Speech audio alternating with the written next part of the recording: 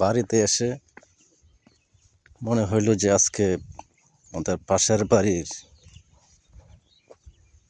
জমিগুলো দেখে আসি। এই জমিগুলো কিছুদিন আগেই লাগিয়েছিল, আস্তে আস্তে পাতাগুলো সবুজ হচ্ছে এবং চারাগুলো বড় হচ্ছে।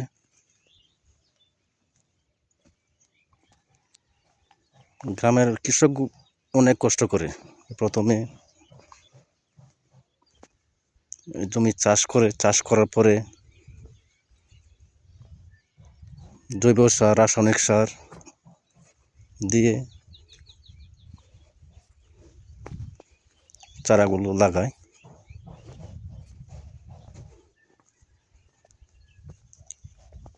লাগানোর পরে আবার কিন্তু যদি গাছ হয়ে যায়, গাছের জন্য ওষুধ দিতে হয়। সে ওষুধও তারা দিয়ে যাতে আগাছাগুলা না হয়। তারপরেও যদি আগাছা হয় তারপরে এগুলো বেঁচে দিতে হয়, পরিষ্কার রাখতে হয়। এখানে এই ধান ক্ষেতটা অনেক পরিষ্কার, কোনো আগাছা নেই বলে চলে। আমি যে আইল দিয়ে হাঁটছি, যদি পড়ে যাই আইল থেকে তাহলে কিন্তু একেবারে কাদা মেখে যাব। অনেক সুন্দর লাগছে, চতুর্দিকে সবুজ আর সবুজের সমারোহ। প্রকৃতি যেন এক নীরব নিস্তব্ধ। প্রতিটি ধানের ভাঁজে যেন লুকিয়ে আছে অনেক স্বপ্ন, আর কৃষকের সেই স্বপ্নে তারা কাজ করছে যে এই ধান খেতে সাহায্যে আস্তে আস্তে বড় হয়ে ধানের চারাগুলা পরিপূর্ণ গাছে পরিণত হবে এবং যদি কোনো প্রতিকূল পরিস্থিতির শিকার না হয়, চারাগুলো বড় হবে, একদিন পরিপূর্ণ ধানে রূপান্তরিত হবে।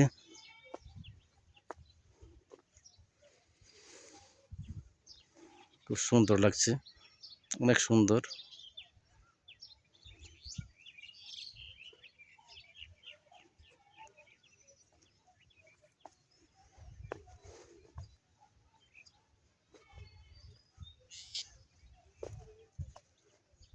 একেবারে যত দূর পর্যন্ত দেখা যায় শুধু সবুজ আর সবুজ। ক্ষেতের পাশে আবার জঙ্গল রহিয়েছে, জঙ্গলে পাখির কিচিরমিচির ডাক শোনা যায়। আজকের এই ধানের চারাগুলোতে যখন রৌদ্র পড়ে, রৌদ্রের জন্য ধানের পাতাগুলো চিকচিক করছে।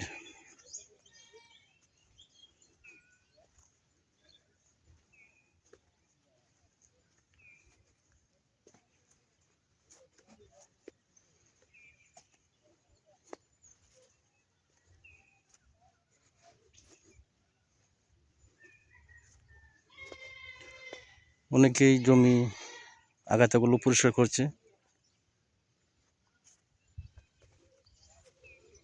অনেকে আবার যারা আগাছাগুলো পরিষ্কার করেছে তারা আবার সার দিয়েছে। একটি জমিতে অন্তত কমপক্ষে হলেও 3 বার সার দিতে হয়। জৈব সার, মিশ্র সার মিশিয়ে দিতে হয়।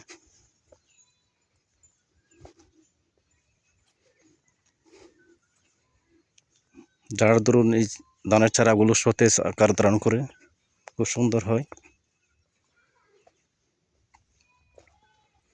যদি এই ধানের চারাগুলোতে পোকা ধরে, সেজন্য মাঝে মাঝে পোকা নিধনের জন্য বিষ দিতে হয়।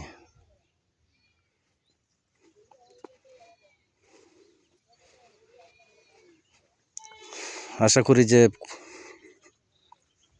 কৃষকের মনের আশা পূরণ হবে। এই চারাগুলো থেকে একদিন তো 2-3 মাস পরেই কৃষকরা ধান উঠাবে, বাড়ি নিয়ে যাবে, সেই ধান থেকেই সকলেই ভাত খাবে। সেই প্রত্যাশা আজকের মতোই। আসসালামু আলাইকুম, ধন্যবাদ সকলকে।